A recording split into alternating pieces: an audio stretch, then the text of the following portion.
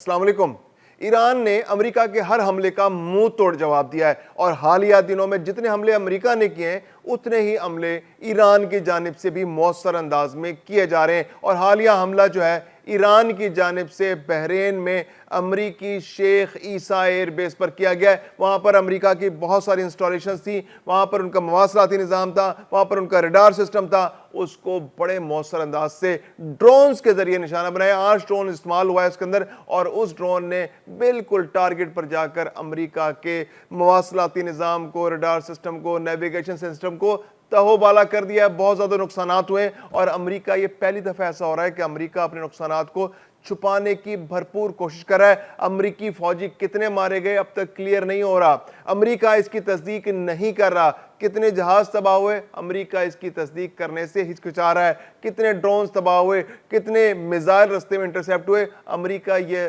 اعداد و شمار نہیں پیش کر رہا۔ کانگریس میں بھی جب کانگریس کی کمیٹیز میں اس سے پوچھا جاتا ہے تو وہاں پر بھی جواب دینے سے حکومت گریز کر رہی ہے۔ اور ایک بار پھر اب اردن کے اندر جو تباہی ہوئی ہے، الازرق میں تباہی ہوئی، اس کے علاوہ اردن کے دیگر بیسز میں بھی ایران نے امریکی انسٹالیشنز کو، امریکی جہازوں کو نشانہ بنایا ہے۔ گزشتہ دنوں F-35 3 طیارے جو ہیں وہ اردن کے اندر نشانہ بنایا گیا ایران کی جانب سے، اور وہ طیارے تباہ ہو گئے۔ اب امریکہ کی چالاکی دیکھیے کہ امریکہ اور اس نے اپنے اتحادیوں سے بھی اور خود بھی جو اپنے سیٹلائٹ سسٹم ہیں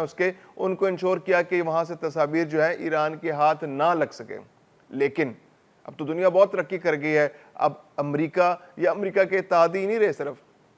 اب تو سیٹلائٹ دنیا کے پتہ نہیں کتنے ملکوں کے پاس آ گیا ہے، اور اس میں یقیناً کچھ ایران کے دوست بھی ہوں گے، تو انہوں نے وہ تصاویر ایران کو فراہم کر دی ہیں۔ ایران نے وہ تصاویر جاری کر دی ہیں جس میں F-35 طیاروں کو، جو امریکہ کے سٹیلتھ، دنیا کے جو سب سے بڑے جنریشن 5 زبردست طیارے ہیں، ان کو تباہ ہونے کے مناظر، ان کی تباہی کے مناظر، ان کے ملبے کے مناظر ایران کے پاس موجود ہیں، اور انہوں نے وہ مناظر شیئر کر دیے ہیں۔ تو اب امریکہ کی تباہی جو ہے وہ نہیں چھپ پا رہی، جتنا بھی چھپا لیں سیٹلائٹ کی تصاویر چھپا لیں، ایران کو وہ سیٹلائٹ تصاویر مل گئی ہیں اور انہوں نے دنیا کے ساتھ وہ شیئر کر دیا ہے۔ تو یہ بہت بڑی اچیومنٹ ہے ایران کی۔ لیکن دوسری جانب ایران نے یہ بھی الزام لگایا کہ جیسے جیسے ایران امریکہ کے خلاف مؤثر کارروائیاں کرتا ہے تو امریکہ جواب میں ایران کے شہریوں کو نشانہ بناتا ہے، یعنی معصوم شہری جو ہے وہ نشانہ بنتے ہیں۔ امریکہ کو تو یہ کہنا ہے کہ وہ پاسداران کو اور فوجیوں کو نشانہ بناتے ہیں، یا فوجی تنصیبات کو، یا فوجی بنکرز کو، یا فوجی مورچوں کو، یا جہاں جہاں فوجی موجود ہیں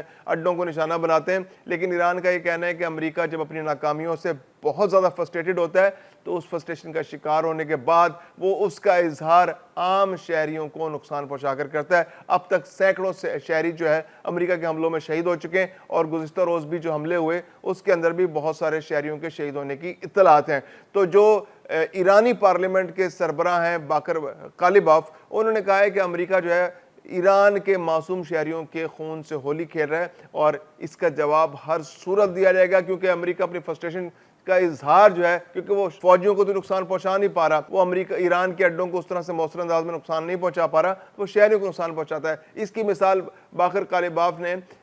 دی کہ جزیرہ قشیم جو ہے اس کے اندر بھی جو شہادتیں ہوئی ہیں وہ عام شہریوں کی ہوئی ہیں، وہاں بھی فوجیوں کو نقصان نہیں پہنچایا جا سکا۔ تو یہ ایران نے امریکہ کو ایک سفارتی سطح پر بھی چیلنج کیا ہے کہ امریکہ جو ہے جنگی جو ویلیوز ہیں، جو نارمز ہیں، ان کا احترام نہیں کر رہا، اور وہ فوجیوں کو یا فوجی ٹھکانوں کو نشانہ بنانے کی بجائے عام شہریوں کو نشانہ بنا رہا ہے۔ اس کے علاوہ ایک اور بہت اہم ڈیولپمنٹ ہوئی گزشتہ روز، جو مصر کے اندر ڈرون حملے ہوئے تھے مصر کی بندرگاہ پر، تو اس کے بارے میں ایران کا یہ کہنا ہے کہ یہ ڈرون حملے ایران نے یا ایران کے کسی حامی گروپ نے نہیں کیے، یہ حملے فالس فلیگ آپریشن ہے، اسرائیل نے یہ حملے کیے، اسرائیل کے ڈرونز نے یہ حملے کیے، اور وجہ کیا تھی؟ وہ یہ چاہتے تھے کہ ایران اور مصر کے درمیان تعلقات خراب ہو جائیں۔ ایران نے اس کی وضاحت کر دی۔ ایران کے جو وزیر خارجہ ہیں عباس اراغچی، انہوں نے بڑا کلیئر کیٹیگوریکلی اس کو ڈینائی کیا۔ انہوں نے کہا جی کہ یہ اسرائیل کی شرارت تھی، اسرائیل شرارت کر رہا ہے، اسرائیل چاہ رہا ہے کہ مصر اور ایران کے درمیان جو تعلقات درست ہیں، ایران کسی طرح مصر سے نہیں الجھنا چاہ رہا، اور نہ ہی مصر جو ہے اس جنگ کا حصہ بن رہا ہے براہ راست، یا ایران کے مفادات کو نقصان نہیں پہنچا رہا۔ تو اب یہ کوشش کی جا رہی ہے کسی طرح ایران اور مصر کو بھی آمنے سامنے لایا جائے۔ ایک شرارتوں کی وجہ سے اب جو سعودی عرب ہے اور ایران وہ تو آمنے سامنے آ ہی چکے ہیں، لیکن اب مصر اور ایران کو بھی سامنے لانے کی کوشش کی جا رہی ہے۔ تو ایران نے بہت کیٹیگوریکلی اس کو ڈینائی کیا۔ عباس اراغچی نے کہا جی کہ مصر کے ساتھ تو ہمارے بڑے اچھے تعلقات ہیں، برادر اسلامی ملک ہے، ہم سوچ نہیں سکتے کہ مصر پر حملہ کریں۔ تو یہ بندرگاہ پر جو حملہ ہے یہ بیسیکلی اسرائیل کی جانب سے اور یہ فالس فلیگ آپریشن ہے اور یہ اپنے دوستوں کو نشانہ بنایا گیا۔ اس کے علاوہ ایک بہت بڑی ڈیولپمنٹ جو امریکی کانگریس کے اندر چل رہی ہے وہ یہ ہے کہ امریکہ کی جو ڈیموکریٹ پارٹی ہے وہ یہ چاہتی ہے کہ کسی طرح سے اس جنگ کو روکا جا سکے۔ یہ جنگ جو ڈونلڈ ٹرمپ جو اپنا الیکشن بچانے کے لیے جو مڈ ٹرم الیکشنز آنے والے نومبر میں اس میں اپنی مقبولیت کو بڑھانے کے لیے اس جنگ کو استعمال کر رہے ہیں اور یہ چاہ رہے ہیں کہ زیادہ سے زیادہ انسرٹنٹی پیدا ہو جس میں